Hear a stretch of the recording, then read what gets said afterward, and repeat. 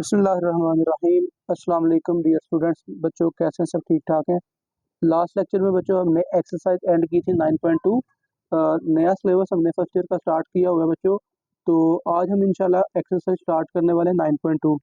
9.2 basically word problems हैं। तो आसान सी प्रॉब्लम्स है, मुश्किल नहीं है, बिल्कुल आसान सी प्रॉब्लम्स हैं। ठीक है, तो हम साथ साथ डाटा को अंडरस्टैंड भी करेंगे और साथ साथ ही जो चीज़ें डिस्कस करने वाली हुई वो साथ साथ डिस्कस कर लेंगे। ठीक है, तो डायरेक्ट क्वेश्चन की तरफ चलते हैं। क्वेश्चन नंबर 1 है बच्चों, consider a data set at monthly sales figure.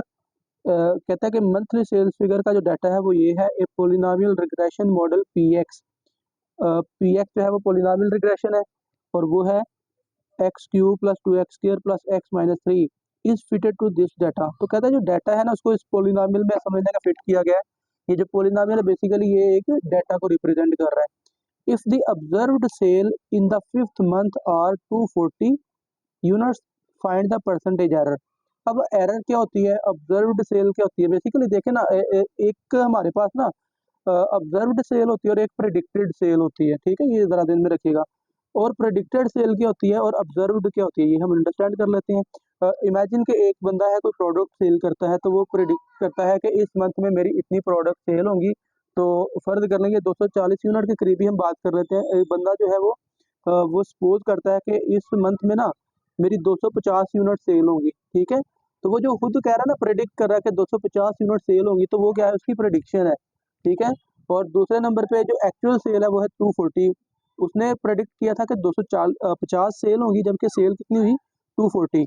तो 250 जो है वो प्रेडिक्टेड वैल्यू है और 240 जो है वो ऑब्जर्व्ड वैल्यू है जो एक्चुअल में हुआ है। ठीक है, तो हम एरर फिर कैसे कैलकुलेट करेंगे? तो एरर कैसे कैलकुलेट करेंगे, वो हम प्रेडिक्टेड और ऑब्जर्व्ड का डिफरेंस बस फाइंड कर लेते हैं। ठीक है, तो उससे हमें क्या मिल जाएगी, एरर मिल जाएगी। अब क्वेश्चन है यहाँ पे एरर परसेंटेज, तो हम एरर की परसेंटेज भी निकाल लेंगे। तो चलिए जी देखते हैं कैसे हमने इसको क्वेश्चन को सॉल्व करना है। गिवन क्या है बच्चों, गिवन तो बच्चों प्रेडिक्टेड, ये जो प्रेडिक्शन है ना ये इस पोलिनोमियल की शक्ल में आपको गिवन है। ठीक है, और वो कहता है कि प्रेडिक्शन जो है वो आपके पास ये पोलिनोमियल है और आपने किस मंथ की कैलकुलेट करनी है, 5th मंथ की। तो आप पी एक्स को P5 से रिप्लेस कर दें, यानी कि एक्स की जगह पे 5 लिख दें और आप 5th मंथ की जो है वो सेल जो प्रेडिक्टेड थी वो कैलकुलेट कर दें। ठीक है, +5 - 3, तो ये बच्चों क्या आ गया, ये आ गया 5 की पावर 3 125 हो जाएगा। ठीक है, 125 और ये हो जाएगा बच्चों +2 × 25 प्लस ये आ जाएगा 2। ठीक है, तो ये बच्चों मेरे पास आ गया 125 + 50 + 2, तो ये आ जाएगा 175 177 177 यूनिट्स। ठीक है, तो जो भाई प्रिडिक्टेड थे वो क्या थे, वो थे 177 यूनिट्स, 177 यूनिट्स। ठीक है, ये P5 जो है ये प्रिडिक्टेड वैल्यू है। ठीक है, तो अब हमने एरर पहले कैलकुलेट करनी है। तो बच्चों हम जानते हैं कि एरर जो है वो किसके इक्वल है, बेसिकली डिफरेंस है ना दोनों का। ठीक है, तो आप लिखेंगे error is equal to, error क्या होगी, ऑब्जर्व्ड माइनस प्रिडिक्टेड। याद रखें कि एरर जो है ना ये प्रेडिक्टेड माइनस ऑब्जर्व्ड भी हो सकते, कोई इशू नहीं है। बेसिकली आप यहाँ पे माइंड में ये रखिएगा कि आपने बड़े यूनिट में से छोटा यूनिट माइनस करना है। ठीक है, फर्ज कर लें मैं प्रेडिक्टेड पहले लिख भी देता हूँ, तो आएगा 177 - 240, तो वो नेगेटिव नंबर आ जाएगा। तो यूनिट्स क्योंकि नेगेटिव में तो हमने नहीं ना लेने, हमने तो पॉजिटिव यूनिट्स की बात करनी है। तो फिर हम क्या करेंगे, उसकी एब्सोल्यूट वैल्यू बेसिकली ले लेंगे। ठीक है, अगर नेगेटिव वैल्यू आपके पास आती है तो आप उसको पॉजिटिव कर लेंगे एब्सोल्यूट वैल्यू लेकर। ठीक है, तो एरर अब हम कैसे कैलकुलेट करेंगे बच्चों, एरर हम कैलकुलेट करेंगे वैल्यू पुट करके।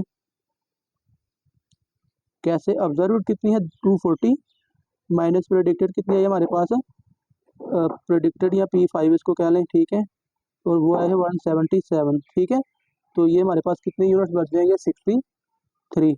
ठीक है, तो एरर कितनी आई है 63 की, यानी कि समझ लीजिएगा फर्क आया है हमारे पास 63 यूनिट्स का। ठीक है, 63 यूनिट्स का हमारे पास बच्चे फर्क आ गया है। ठीक है, अब हमने क्या करना है, आपसे कहा गया था कि आपने एरर की परसेंटेज कैलकुलेट करनी है। तो भाई आप, कोई इशू नहीं है, आप लिख लें percentage error. Now percentage error ये कैसे आएगी, परसेंटेज कैसे हम निकालते हैं, एरर कितनी है 63 टोटल यूनिट्स कितने हमारे पास 240, मल्टीप्लाई बाई कर दे इसको 100 से, ठीक है। तो भाई कैलकुलेटर यूज़ कर लीजिए, तो आपके पास ये परसेंटेज एरर आ जाएगी। क्या आएगी, मैं कैलकुलेटर ही यूज़ करता हूँ बच्चों। मैं करना चाह रहा हूँ 63 डिवाइडेड बाई 240 और मल्टीप्लाई बाई 100। तो ये पॉइंट्स में मेरे पास आ जाएगा 26.25, ठीक है, परसेंट।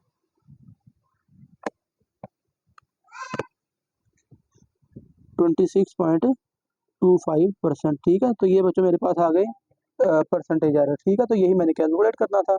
ये हो गया पहला क्वेश्चन। नेक्स्ट करते हैं बच्चों second question.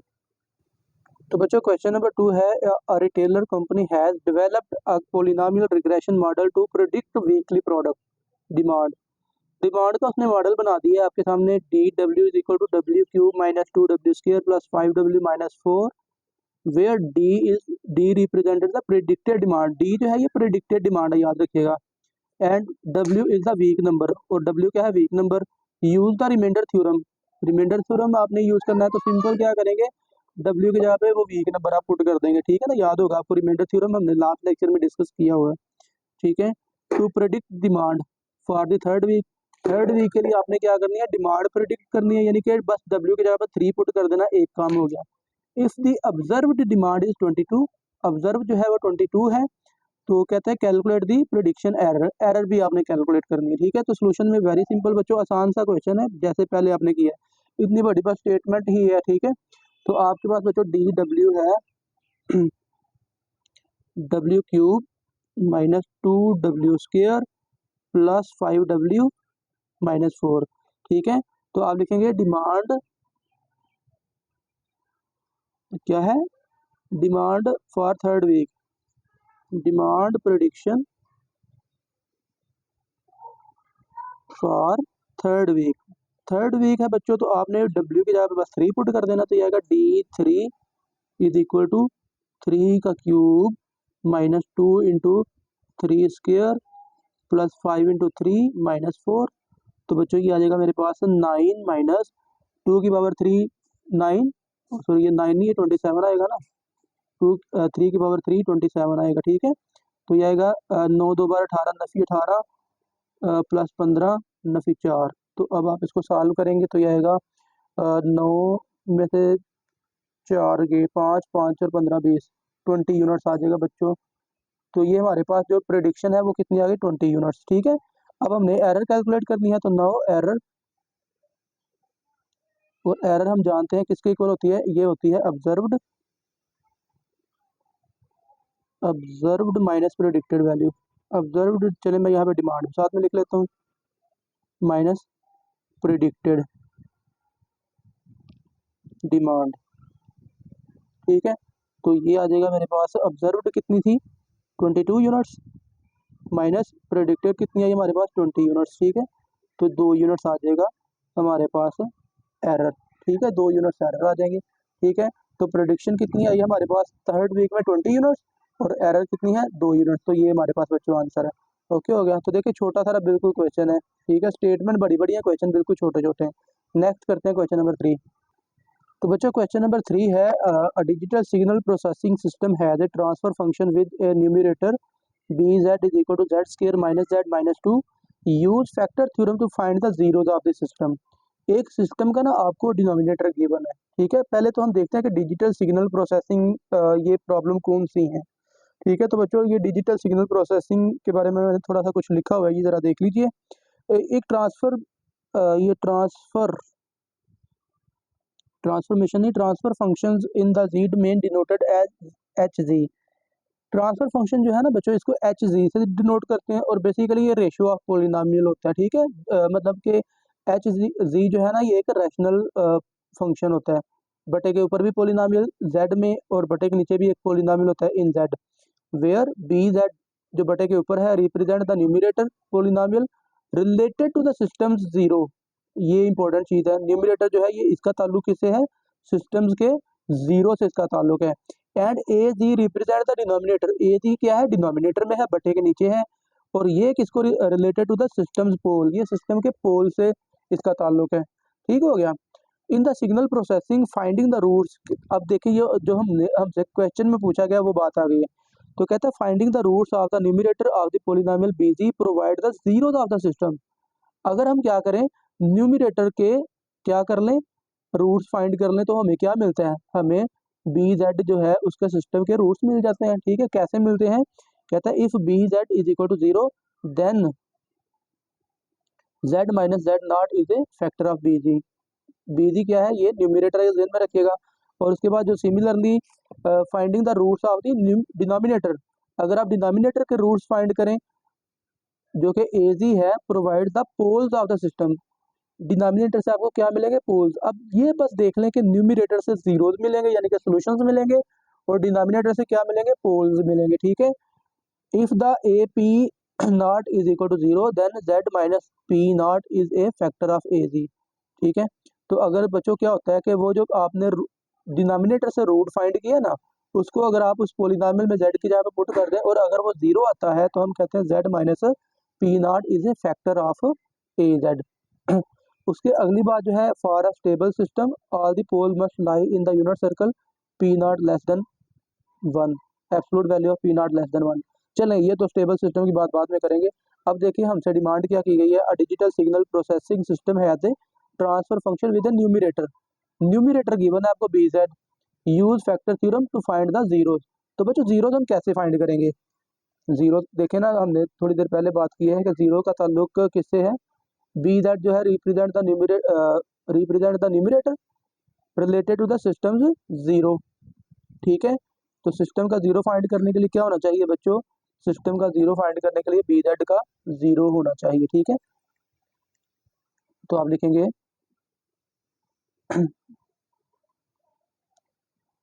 Solution to find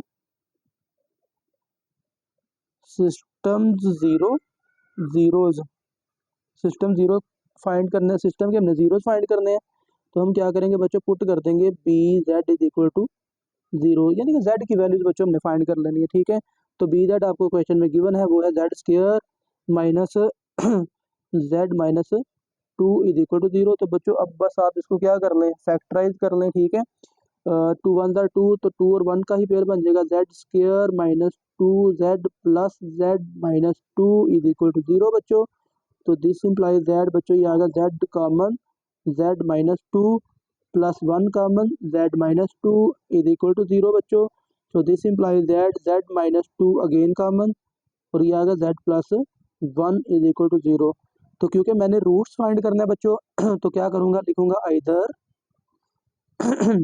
Z minus two is equal to zero और Z plus one is equal to zero. So this implies that बच्चों जेड की वैल्यू आ जाएगी टू या फिर जेड की वैल्यू क्या आ जाएगी -1। तो बच्चों ये दो रूट्स आ गए हैं सिस्टम के। ठीक है, तो चलिए बच्चों नेक्स्ट हम कर लेते हैं प्रॉब्लम नंबर 4। तो बच्चों क्वेश्चन नंबर 4 है, a signal processing system has a transfer function H G is equal to Z square plus 3z plus 2 over Z square minus 0.2 G plus 0.9। Find the zeros of the transfer function by using factor theorem.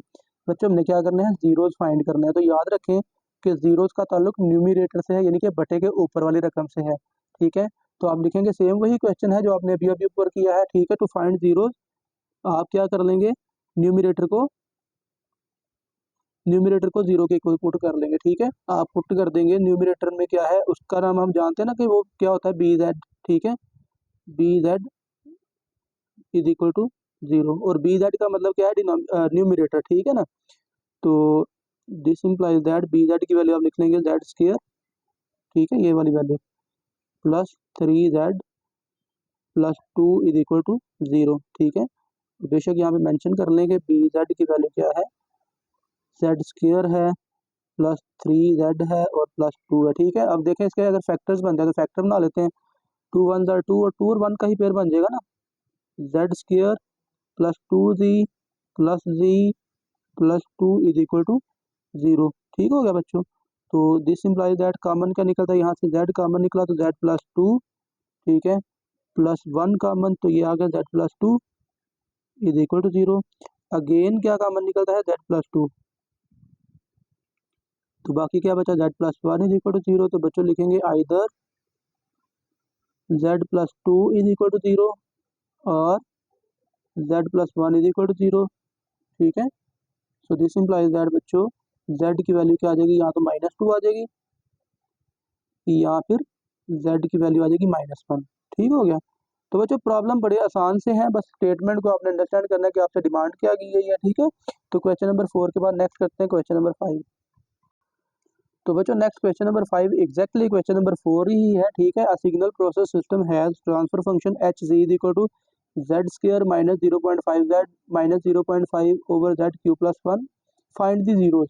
तो देखिए आपसे जो कह रहा है बस उसी पे आप गौर करें कि क्या फाइंड करना है, जीरोज फाइंड करने हैं। तो जीरोज का ताल्लुक न्यूमरेटर से है। ठीक है, तो सोल्यूशन में वही काम लिखा है, टू फाइंड जीरोज।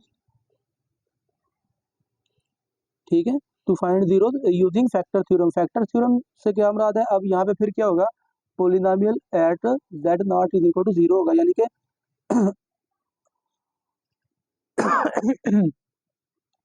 पुट कर देंगे B Z is equal to zero.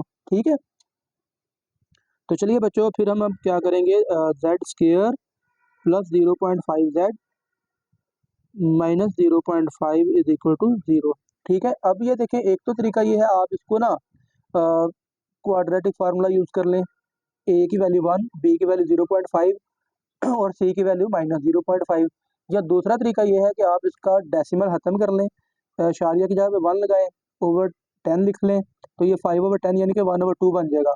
या सिंपल आपने कैलकुलेटर पे लिखना है डेसिमल जो भी है, 0.5 है तो मैं लिखूंगा 0.5 और आपने बस इक्वल का बटन दबाना है तो आपको देखें वो डेसिमल में दे देगा, ये डेसिमल में कह रहा हूँ फ्रैक्शन में, बटे में दे देगा। ठीक है, 1/2। तो आपने क्या कर लेना, 0.5 की जगह पे 1/2 लिख लेना।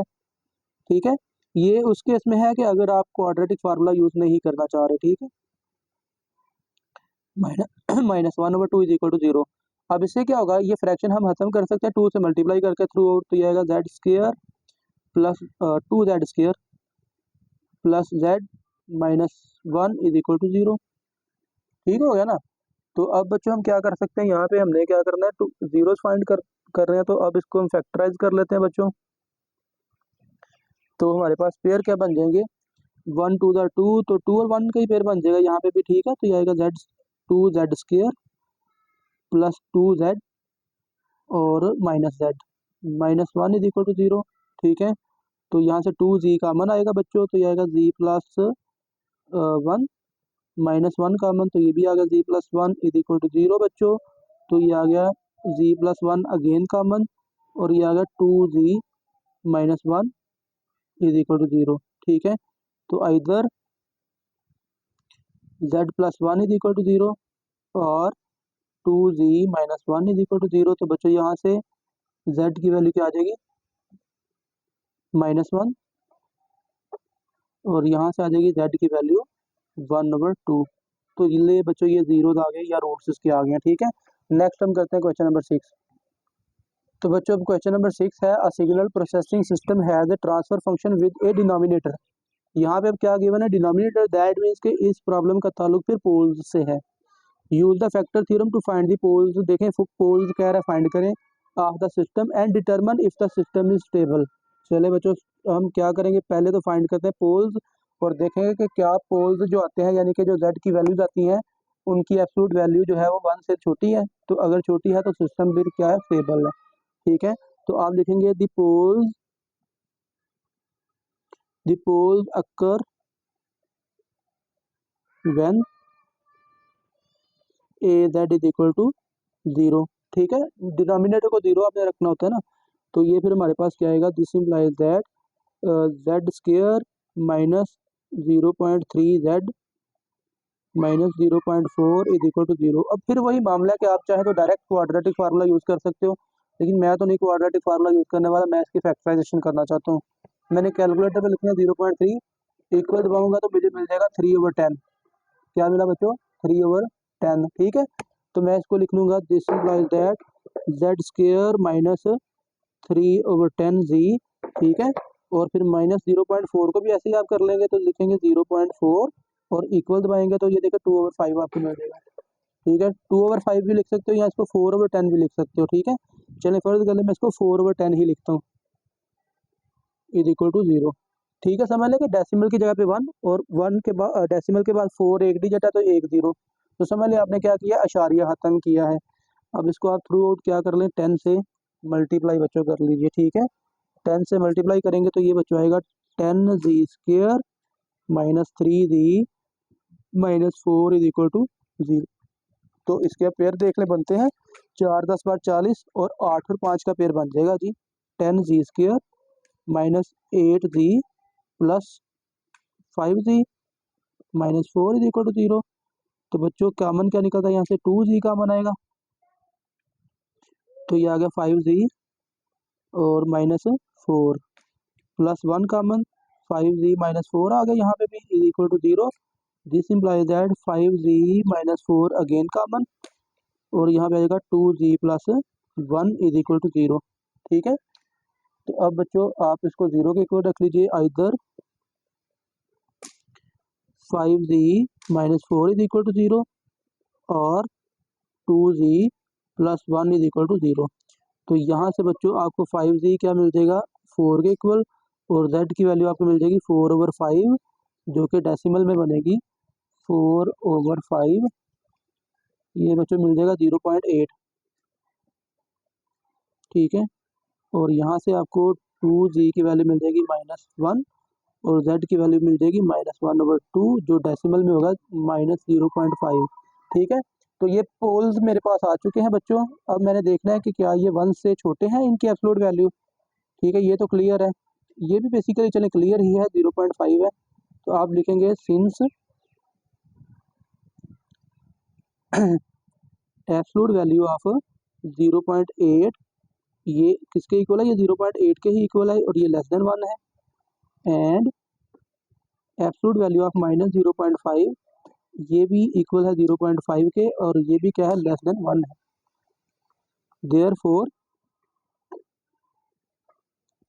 Therefore the system is stable. तो बच्चों क्योंकि एब्सोल्यूट वैल्यू 1 से छोटी आई है तो सिस्टम क्या है, स्टेबल है। दैट्स इट बच्चों, प्रॉब्लम खत्म। अब नेक्स्ट है लास्ट क्वेश्चन, क्वेश्चन नंबर 7। जी बच्चों, तो क्वेश्चन नंबर 7 लास्ट क्वेश्चन है, बिल्कुल एग्जैक्टली क्वेश्चन नंबर 6 की तरह ही है। The denominator of the signal processing systems transfer function equal to this one. ये आपको बच्चों एक ट्रांसफर फंक्शन का ना डिनोमिनेटर गिवन है ए जेड। ठीक है, तो कहता है use the factor theorem to determine the location of corresponding poles. Poles आपने कैलकुलेट करने हैं and assess the stability of the system, और स्टेबिलिटी भी चेक करनी है आपने। ठीक है बच्चों, तो वेरी सिंपल बच्चों, अब आपने इसको सॉल्व कर लेना है। आप इसको क्या करेंगे, सोल्यूशन में लिखेंगे दी पोल्स अकर व्हेन क्या होगा, ए जेड इज इक्वल टू 0 जब आएगा। ठीक है, तो ए जेड की वैल्यू क्या है बच्चों, जेड स्क्र प्लस 1.2 जेड और प्लस 0.35। ठीक है, इज इक्वल टू 0। अब बच्चों आप यहाँ पे इसको फिर वही काम के बच्चों, आप इसके फैक्टर्स भी ना क्वाड्रेटिक फार्मूला डायरेक्ट लगा सकते हो, या फिर आप क्या करेंगे, इसको डेसिमल को ख़त्म करके वही फैक्टराइजेशन आप इसके पे कर लेंगे। ठीक है, तो चलें बच्चों, मैं इसके ऐसा करता हूँ, डेसिमल ही ख़त्म करता हूँ जो हमारी तरतीब चल रही है। ठीक है, तो डेसिमल ख़त्म करने के लिए जेड स्क्र प्लस ये आएगा 12/10। तो 12/10 क्या बनेगा, ये बनेगा 6/5, 6/5 जेड। ठीक है, या अगर देखें सिंपल बेटा आप काम ये कर सकते हो, कैलकुलेटर पे लिखें 1.2। ये देखिए मैंने क्या लिखा 1.2 और बस इक्वल दबा दें। आप इक्वल प्रेस करेंगे तो आपको ये मिल जाएगा 6/5। ठीक है, प्लस ये आएगा 100 यानी कि 35/100। तो 35/100 ये आपके पास आ जाएगा 5 के टेबल में 7/20। चले अब लिखें 0.35, 0.35 कैलकुलेटर पर लिखा, इक्वल दबाया तो बच्चों ये आएगा 7/20। तो अब लिख लें यहाँ पे 7/20 इज इक्वल टू 0। ठीक है, तो ये डेसिमल का काम खत्म। अब थ्रू आउट क्या करते हैं, 20 से मल्टीप्लाई करते हैं या एलसीएम ले लें 20।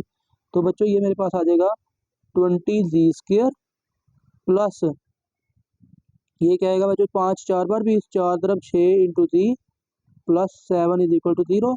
सो दिस इम्प्लाइज दैट बच्चों आएगा 20 जी स्क्र प्लस 6 चौका 24 G plus 7 is equal to 0। तो पेयर बनेंगे 7 ज़रा 20 20 7 दूनी 14 140 के पेयर बन जाएंगे बच्चों 14 ज़रब 10 14 ज़रब 10 भी 140 होता है ना, तो 14 और 10 का पेयर बन जाएगा। ठीक है, तो चले बच्चों पेयर बना लेते हैं। तो ये मेरे पास बच्चों आ जाएगा, this implies that 20z² plus 14z plus 10z plus 7 is equal to 0 बच्चों। तो यहाँ से क्या कॉमन निकलता है बच्चों, कॉमन निकलता है 2 और z कॉमन निकला, तो ये आएगा 10z प्लस 7 प्लस 1 कॉमन, तो ये आएगा 10z plus 7 is equal to 0। So this implies that बच्चों ये आएगा 10z प्लस 7 अगेन कॉमन, और ब्रैकेट में क्या आ जाएगा 2z plus 1 is equal to 0। तो आप बच्चों लिखेंगे either 10z plus 7 is equal to 0 और 2z plus 1 is equal to 0। So this implies that बच्चों 10z की वैल्यू क्या आ गई -7 और z की वैल्यू आ जाएगी -7/10 which is actually equal to z is equal to -0 I think 7 आता है, तो ये 7/10 यही बनता है मेरे ख्याल से। आप लिखें 7/10। ठीक है जी, 7/10 डेसिमल में क्या आएगा 0.7। ठीक है बच्चों, तो यहाँ पे -0.7 मेरे पास आ गया z की एक वैल्यू। ठीक है, तो सेम अब ये काम आप यहाँ पे भी करिए बच्चों।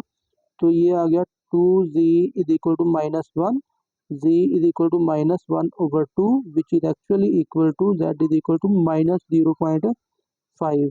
ठीक है, ये बच्चों पोल हमारे पास दो आ चुके हैं। अब हमने इनकी एब्सोल्यूट वैल्यू कैलकुलेट करनी है, तो लिखें सिंस एब्सोल्यूट वैल्यू ऑफ -0.7 ये इक्वल है 0.7 के which is less than 1।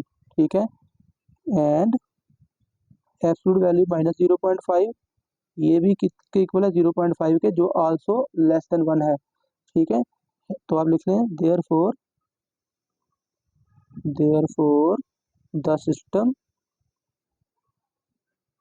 Is stable, क्योंकि आपसे कहा गया था कि सिस्टम की स्टेबिलिटी भी आपने चेक करनी है। ठीक है, तो बस बच्चों इतना ही क्वेश्चन था, क्वेश्चन खत्म। तो एक्चुअली एक्सरसाइज खत्म, एक्चुअली चैप्टर खत्म। ठीक है, तो देखें बच्चों सिर्फ 2 एक्सरसाइजेज हैं इसकी, चैप्टर नंबर 9 की। तो आई होप कि आपको दोनों एक्सरसाइजेज की समझ लग गई है। लास्ट लेक्चर लाजमी देखिएगा 9.1 के लिए। 9.2 भी आज हमारी कंप्लीट हो गई, चैप्टर क्लोज बच्चों। किसी क्वेश्चन में किसी स्टेप में कोई डाउट है बच्चों तो कमेंट सेक्शन में लाजमी बताइएगा बच्चों। वीडियो को आपने दोस्तों के साथ लाजमी शेयर कर देना है। चैनल को बच्चों लाजमी सब्सक्राइब कर दीजिएगा। आप सबका बहुत शुक्रिया। अल्लाह हाफिज़।